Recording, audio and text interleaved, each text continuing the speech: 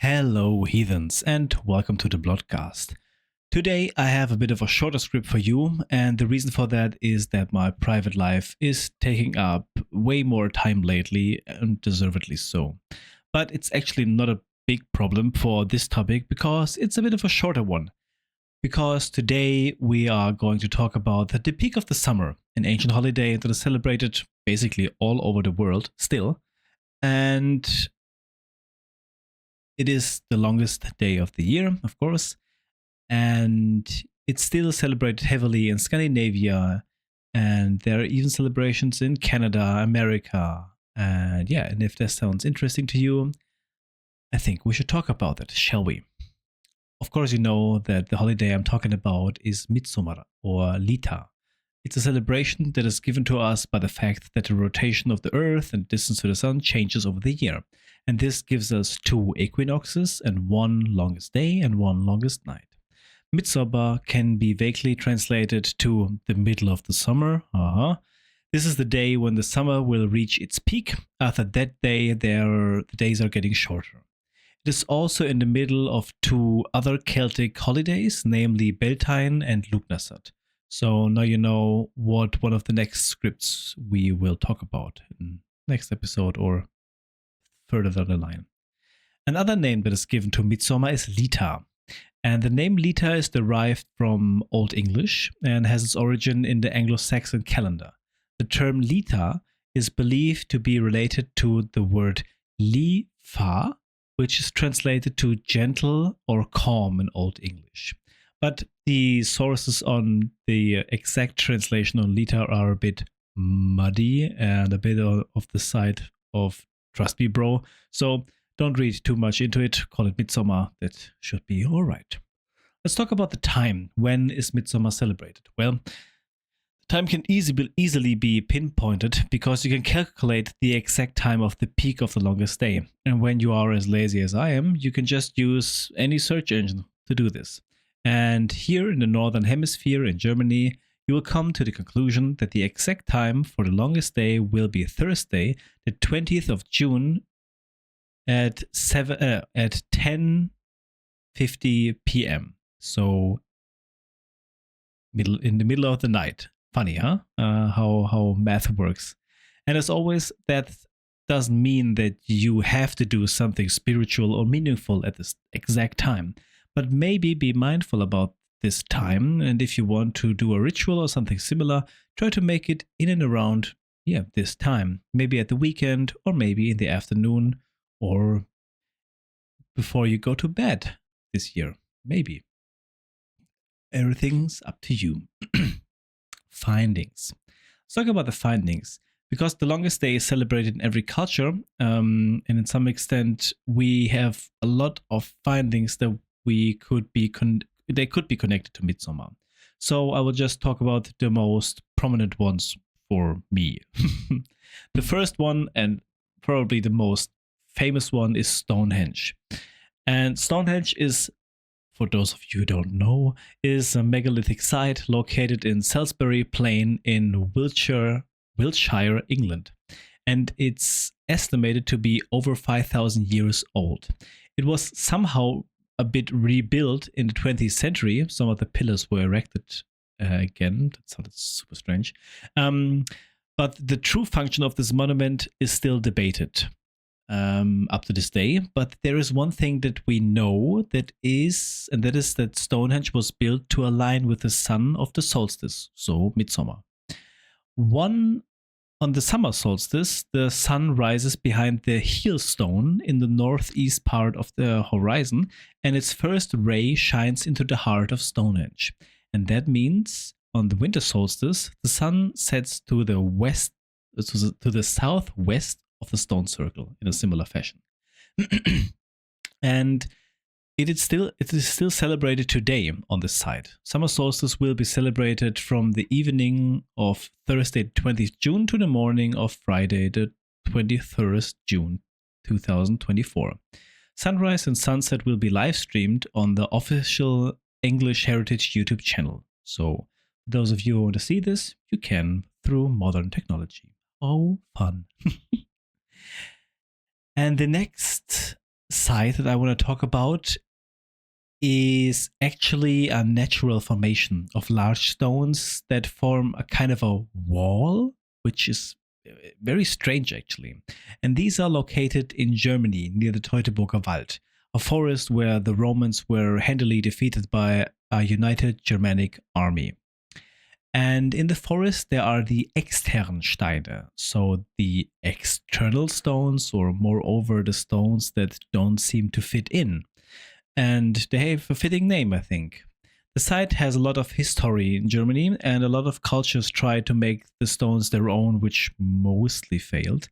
There are some Christian carvings and some ruins and stuff like this, but at one point in time, one of the main pillars of the stones there was a chamber cut into the stone that is now reachable through steep stairs along the big stones. They are like, I would think, like 30 to 40 feet high, maybe a bit higher. And in this chamber, there is a very small hole that is also aligned with the sunset of Midsummer. It's not sure who carved this chamber into the stone. It could be Christian, or it could be a Christian doing, or it could be older. Nobody knows exactly, and the stones don't really tell. The celebration of Midsummer at the Externsteine is somewhat prohibited. The guidelines, and there are set up guidelines every year, and they're getting harsher every time. So every year these guidelines are getting harsher. So I'm quite positive that you are prohibited to make fire in any circumstance. I'm pretty sure that you can't sleep near the stones to celebrate Midsummer. And yeah, just be aware of this when you are visiting the Externsteine. It's sad to see that people aren't allowed to celebrate their cultural heritage to their fullest desire. But this is the world we're living in right now. But for those of you who are still going to the Externsteine, you little rascals, good on you. Don't get caught. Be safe. Let's talk about the writings that talk about Midsummer. The Midsummer celebration is very poorly documented in historical sources, and some leave it out when it counting the main blots of the year. There is, however, reason to believe that the celebration took place at this time. Snorri Sturluson mentioned a midsummer blot in the saga of Olafr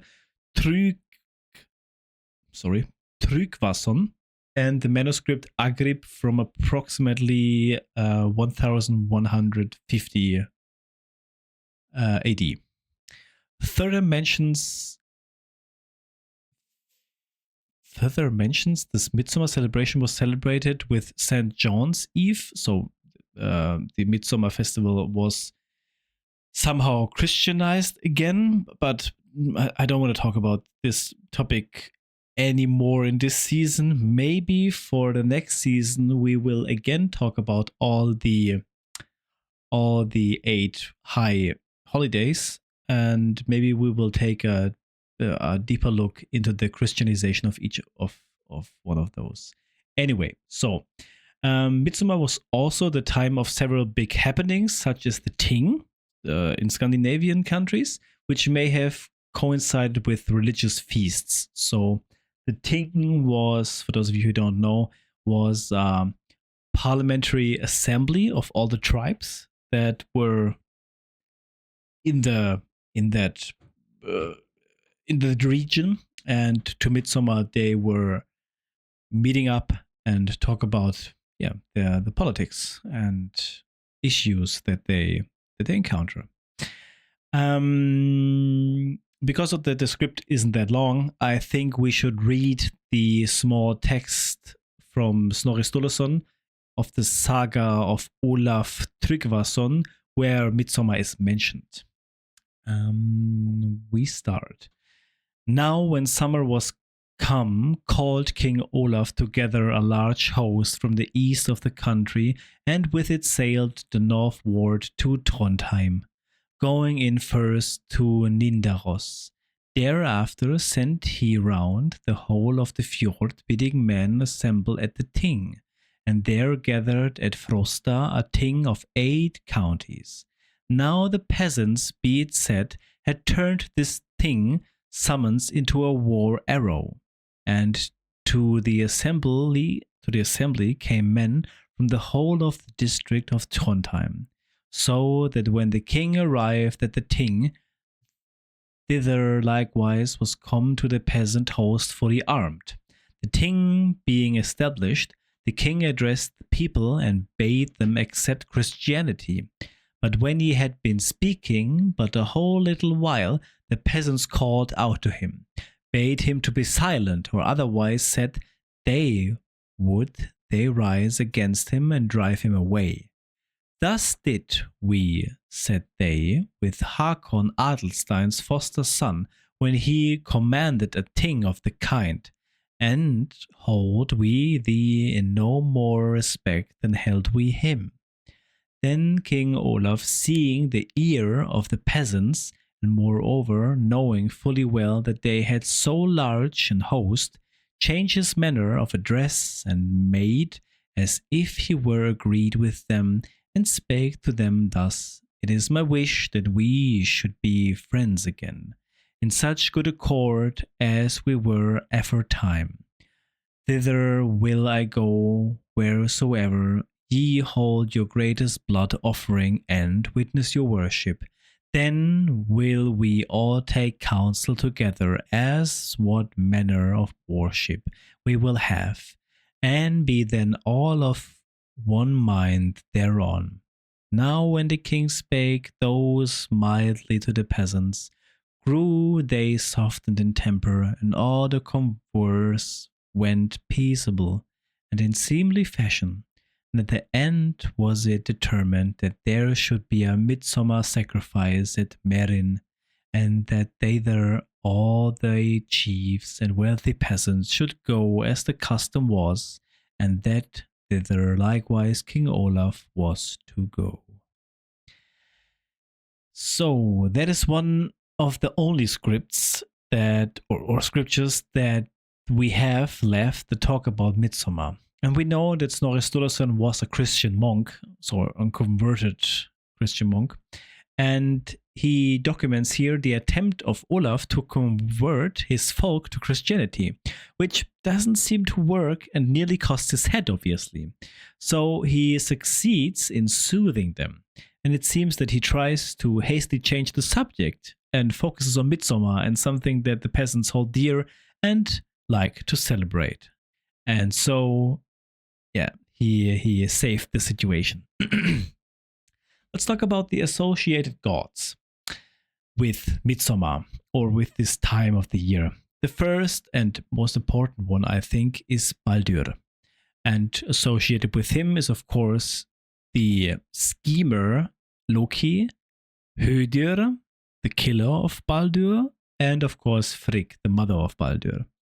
There is there's a saga that Baldur is heavily associated with light and with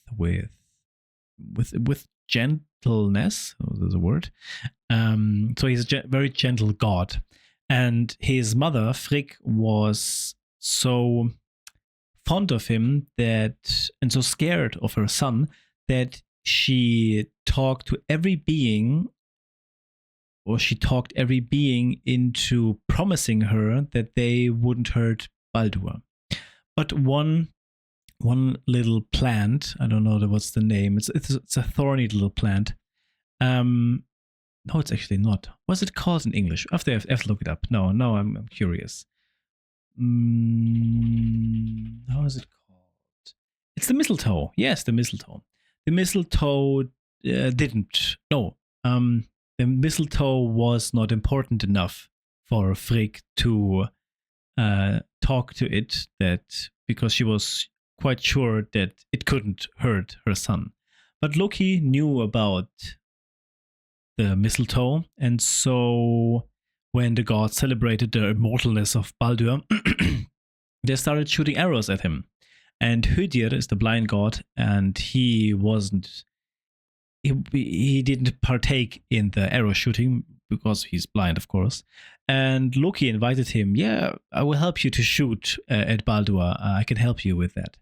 And of course, Loki used the mistletoe as the arrow blade, and it penetrated Baldur and it killed him. And this is actually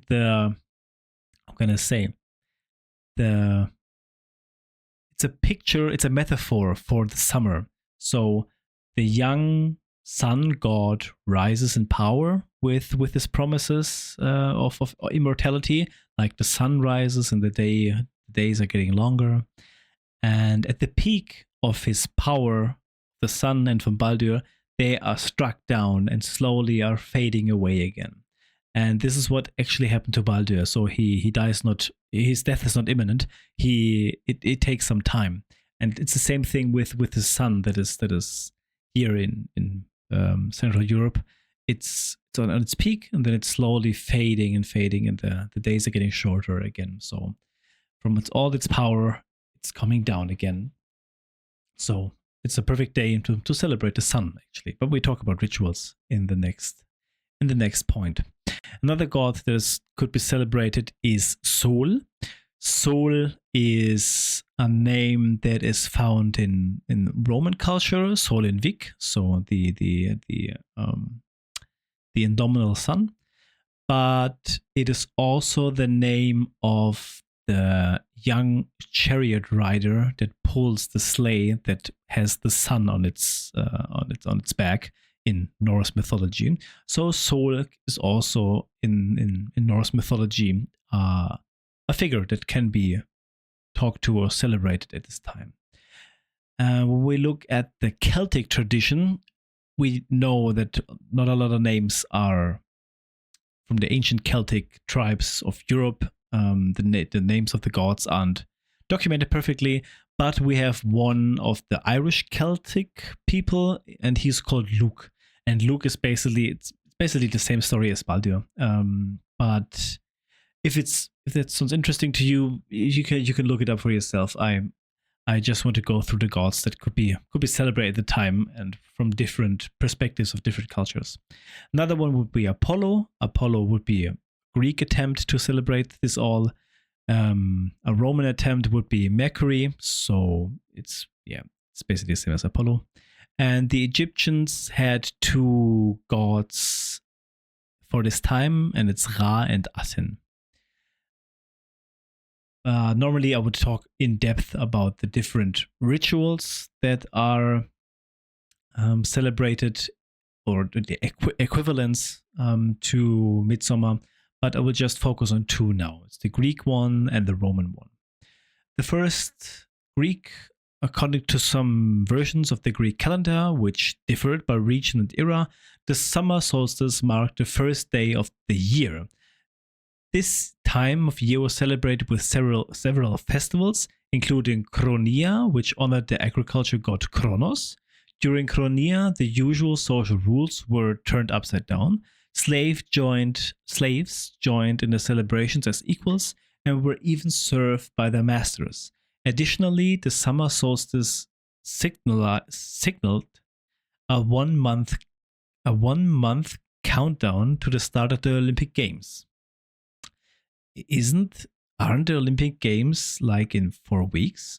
So it's still the same today, right? I'm not quite sure. I'm not following the Olympic Games that crazily.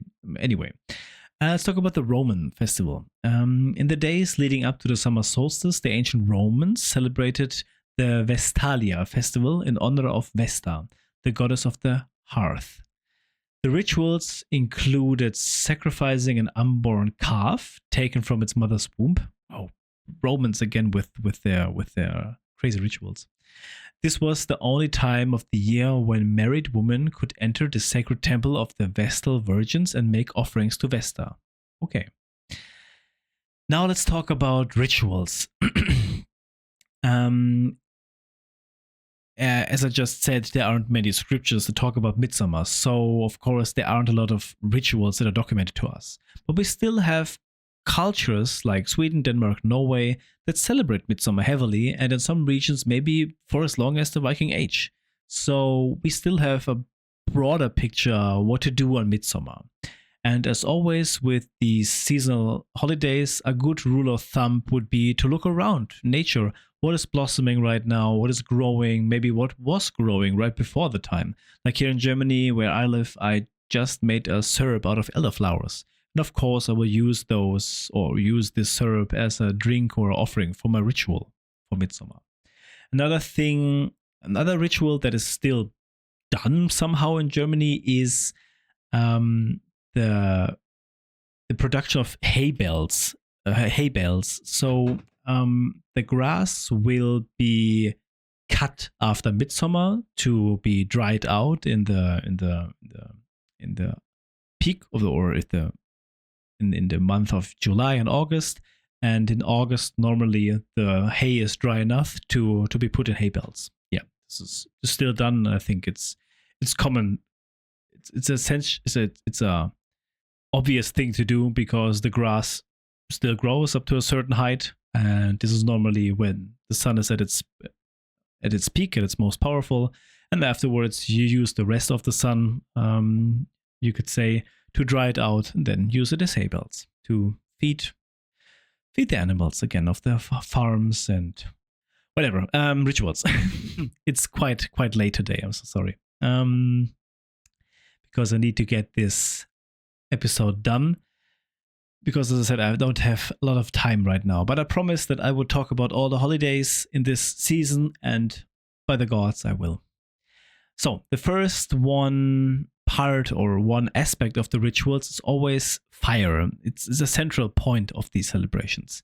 So you can do again fire jumps, dancing around the fire, giving wishes and divinations to the fire, and you can even make when you let me paint you a picture. You have a wish for letting something go, or inviting something in your life, a habit or a dream. So you want to be something more. You want to achieve something, and this desire you will write that consciously on a piece of paper and fold it, and then you make a little fire, or maybe you have a stove or something like this, and then you give this little wish, this desire of yours to the fire.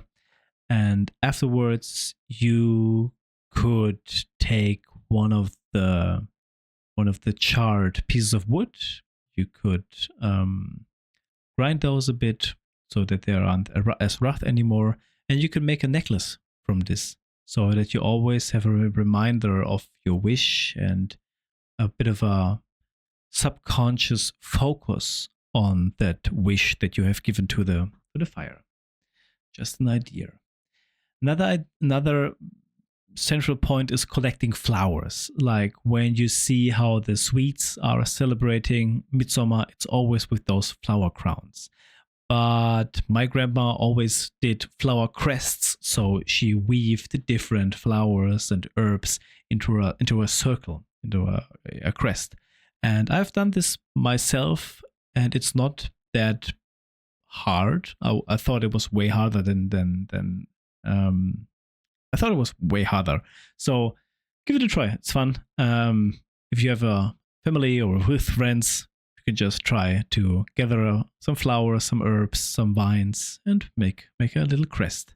And one time we did this, so we went out in the fields here in my home village and gathered some wild flowers, like a whole bunch of those, and then we weaved the crests near a river here, and then in those crests we had a little nest or bed, and in this bed we put our wishes, and then gave the flower crests to the water, so that our wishes will pull downstream, and whatever happens.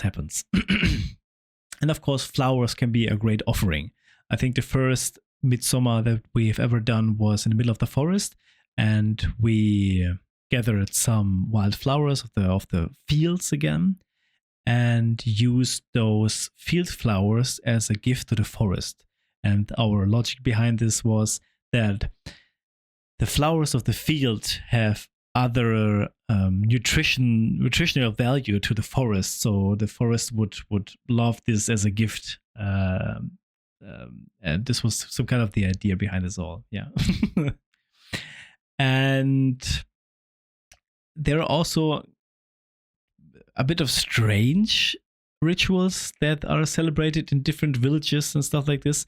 In Scandinavia, especially where hills and mountains are, burning hay bales are rolled down the mountainside, and this is actually a metaphor for the sun is slowly slowing down, and it comes from at the peak and it's rolling downwards now. And we are on the highway to autumn.